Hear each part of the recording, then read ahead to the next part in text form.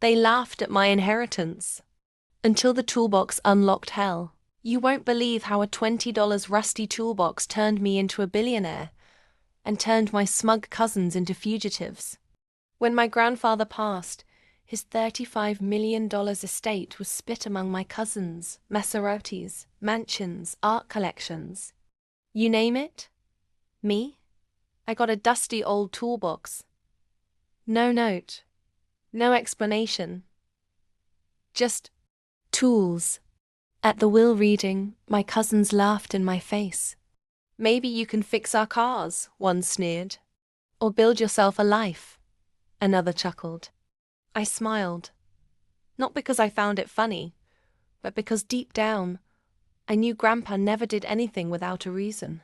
That night, I took the box home. Around midnight, I heard a soft click like a lock disengaging. Then, a ringing. From inside the box.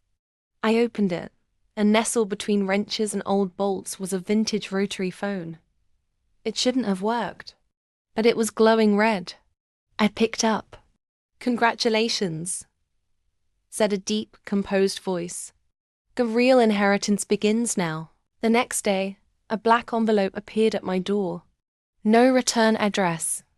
Inside was a single gold key, coordinates and a code. I followed it. The location? A hidden underground vault in the Nevada desert. Inside?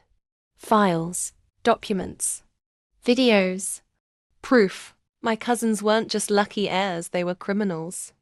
My grandfather had secretly been investigating them for years. Embezzlement, fraud, even ties to offshore laundering networks. The inheritance they received.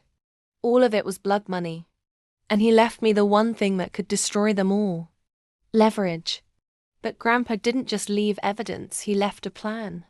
With every week that passed, more packages arrived. USBs. Crypto keys. Surveillance access.